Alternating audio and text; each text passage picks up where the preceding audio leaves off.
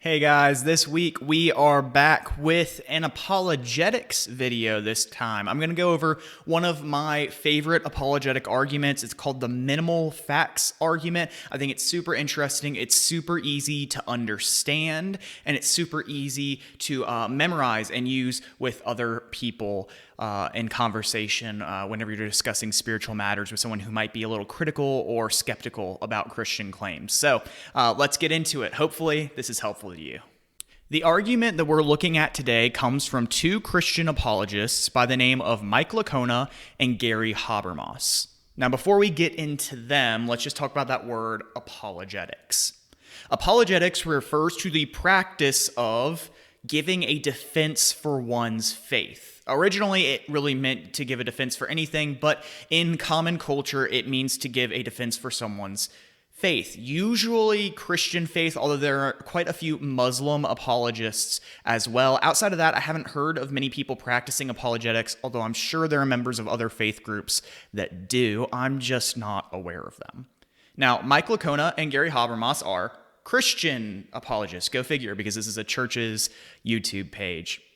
Mike Licona is an associate professor in theology at Houston Baptist University, and Gary Habermas is a research professor and chair of the Department of Philosophy and Theology at Liberty University in the great state of Virginia. Both of them are better known for their work as authors and researchers than for their work as professors. They've both written several books. Habermas himself has written well over 30 books, which is mind-blowing to me, although many of his works are shorter or go over the same material. So not quite as prolific as it would seem on the surface, but certainly he has written quite a bit, and his works are very easily available to anyone who wants them. The minimal facts argument itself is built on a pretty simple concept. The idea is that usually when Christians want to defend their faith, they go, all right, well, I'll try to prove to you that the Bible's true, and if I can convince you to believe in the Bible, then you have to believe everything in the Bible, and since the Bible says that Jesus came back from the dead, that means he must have come back from the dead. And in theory, that works, but it's really difficult to convince someone that everything in the Bible is true. What if someone says, okay, I believe most of the Bible, but I just can't buy that part where this guy comes back from the dead? How do you respond to that? If your only recourse is to say, well, the Bible's true, so you should believe it, well, now it's just a circular argument. The Bible's true because it's true just isn't a good argument, especially to give someone who doesn't believe in Christianity to begin with. The minimal facts argument is a ground-up argument, as Gary Habermas puts it. The idea is we're going to start at the floor. We're going to start only with facts that even the most skeptical critics will admit are true, or at the very least are exceedingly likely to be true. And then we'll see if we can build a convincing proof for the resurrection of Jesus just with those facts. If it works, that's terrific, because if the resurrection of Jesus is true, Christianity as a whole has to be true. Now, that last statement might have gotten some of you guys. Wait, if Jesus rose from the dead, Christianity must be true. How does that work? And think of it this way. Now, disclaimer, this is a bit of an oversimplification, but we're on YouTube, so what do you expect? So a little bit of an oversimplification. It goes something like this. If Jesus rose from the dead, the gospel must be true. Because if Jesus died, he was dead, he was not conscious, he was not there, he could not have brought himself back from the dead. Otherwise, he wouldn't have really been dead. If someone else raised him, that being would have to have power over life and death. Such a being would be, for all intents and purposes, a god, or the god. If someone raised Jesus from the dead, Jesus must have had that being's favor. Whatever that being is, that deity, that God, must have looked at Jesus and said, no, I approve of this person, and so I will bring them back from the dead. If that deity didn't like Jesus' teachings, presumably it would have just left him dead. Therefore, if Jesus came back from the dead, there is some sort of deity, some sort of being with power over life and death that brought him back from the dead. Now, like I said, that's an extreme oversimplification of the argument, and when you phrase it that way, it has quite a few holes in it, but you kind of get the idea we're working with.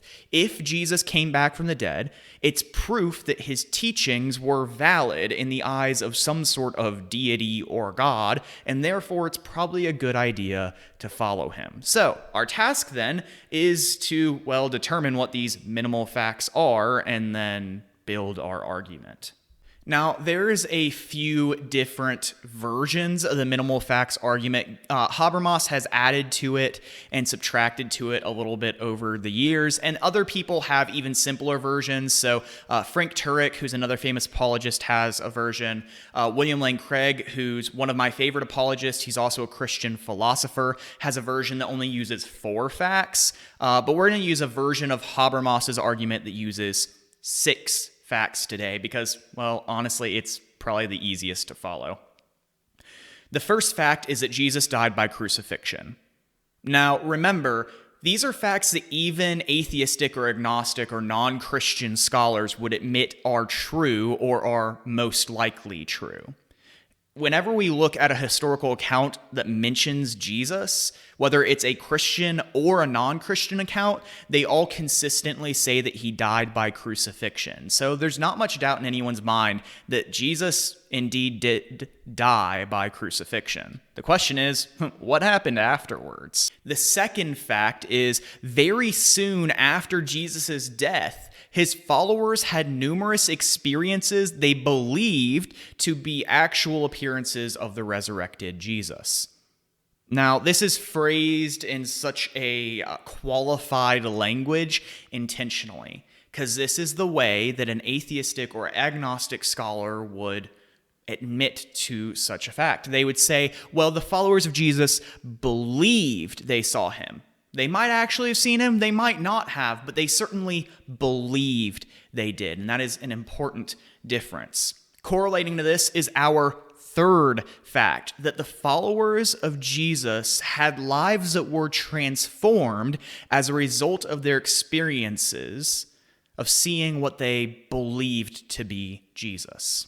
So we know that Jesus actually died. We know his believers at least thought they saw him after his death, and we know that they believed this so firmly that their lives were transformed to the point where many of them actually went on to be martyred because they believed that Jesus was truly resurrected. They believed so firmly they had seen him that they were willing to die for that belief. So we know they weren't lying because no man dies for a lie, or even if one or two might have, we would expect to see at least one individual break ranks and say, no guys, it was a conspiracy, it was a lie, don't kill me.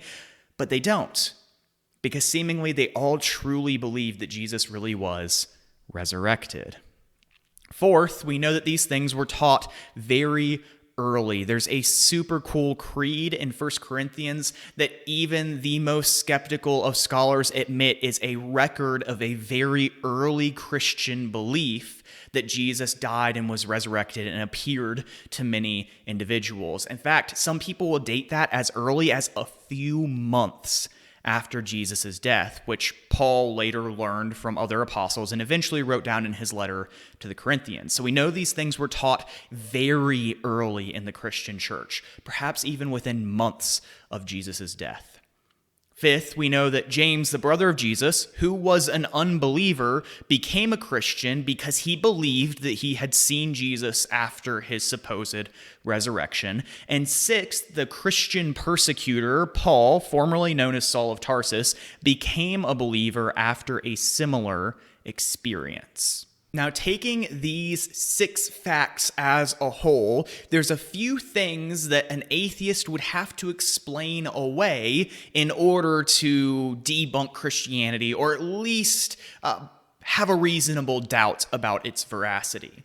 The most notable of them is, how is it possible that a group of people all believed that they had seen Jesus after his death, and they believed it so strongly they were even willing to die for that belief, and not a single individual broke ranks? There's basically 3 different ways they could attempt to explain this away. One is called the Swoon theory, which is the belief that basically Jesus didn't really die, that he somehow survived the cross, perhaps in sort of a coma-like state, later woke up and escaped his tomb and then showed up to his followers. There's a lot of holes in this particular argument, not least of which is Jesus doesn't appear to be half dead in any of the records that we have about him. Plus, how on earth would the man escape a tomb when he's on the verge of dying? And the Romans knew how to execute someone. They executed a lot of people. In fact, they were rather good at it. So the idea that a Roman soldier would let a convicted criminal walk away while wounded but still alive is absolutely unbelievable. So this idea is rejected usually even by non-Christian scholars as some sort of fringe theory. No one really buys it anymore. A second, more popular idea is that the followers of Jesus had somehow conspired together to steal the body and then lied about it. And this is actually an idea that, funnily enough, we see pop up in the Gospels. We see the Roman guards approach the Pharisees and say, the body's not here anymore. What do we do? And the Pharisees are like, oh, don't worry about it. We'll cover for you. And they essentially invent a version of this theory where they say, oh, yeah, so the body was stolen. Yeah, that's what happened to it. So this is an early theory. And again, there's just not a whole lot of reason to believe it. The idea that 11 Galilean fishermen, tax collectors, and other random assorted nobodies could overpower trained Roman guards outside of the tomb is just not believable. So this theory doesn't have a whole lot to it anyways. On top of all of that, we see the apostles going to their deaths later in their life, still professing that Jesus was resurrected. Why would not a single one of them say, hold up, hold the phone, we were lying? The only logical explanation is that they weren't lying, and they really did at least believe that they had seen Jesus resurrected. The final argument to reckon with is the hallucination theory. The idea that Jesus' followers suffered hallucinations because they were so emotionally scarred by the death of someone that they believed to be the Savior of Israel, and so they hallucinated him appearing. And if this were just one or two individuals, this would be a tenable idea. The issue is that we have reliable primary source reports that Jesus appeared not just to one or two people, but even to hundreds at a time. And well, quite frankly, group hallucinations are more the stuff of science fiction than of reality. And even if a group hallucination were to happen, say at the reported appearing to 500 that Paul mentions in his letter to the Philippians, well, that causes an issue because Jesus appeared to many people in many different places, and all of their accounts of what he appeared like and acted like are consistent. So you'd have to assert that hundreds of people in dozens of different locations over the course of many months all had convincing and consistent hallucinations that they then reported to one another, said everything checks out, and then they were deceived by these hallucinations for the rest of their lives, including not only followers of Jesus, but also his brother and Saul of Tarsus, two individuals who were not Christians and were not sympathetic to the Christian cause.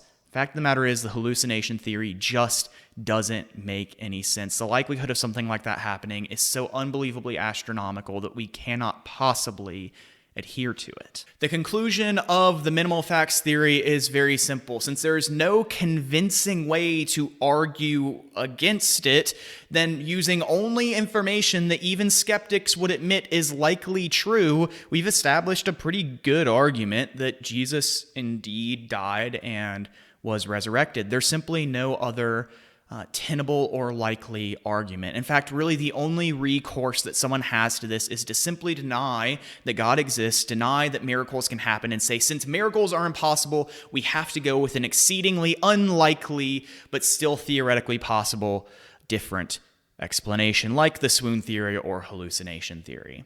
But shy of simply rejecting that God exists and saying miracles are impossible, so we have to find another solution, It seems like resurrection is indeed the most likely explanation. If you pair this with a couple other common apologetic arguments that you can look up on William Lane Craig's site, like the cosmological argument or the ontological argument, then, well, you have a proof for God and you have a proof for the resurrection, and therefore you have a pretty darn good argument for Christianity. I know some of that might have gotten a little bit confusing and made your head spin a little bit, but I promise if you remember these things, it'll buttress your own faith, it'll fortify your walk with Christ, and it'll be helpful to you in any conversations with skeptical friends or family members. You might not convince them, they might choose not to believe you, but at least you'll know that you did a good job defending your faith in the face of accusation.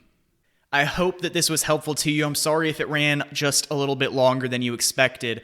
If it was helpful, though, please like, share, subscribe if you haven't. Please follow us on Facebook and on Instagram. We're pretty active on both of those platforms. And share this with your friends and your family and your coworkers or whoever else you think might get some use out of it. Whether you're Christian or non-Christian or somewhere in between, we'd love to be able to share some teachings with you and have a conversation. So feel free to get in contact or come visit us one Sunday if you're curious at all about Berean or about the Christian faith. We're looking forward to meeting you, or if you've been here before, we're looking forward to seeing you again, and we'll be back next week with even more teachings. Thanks for joining me.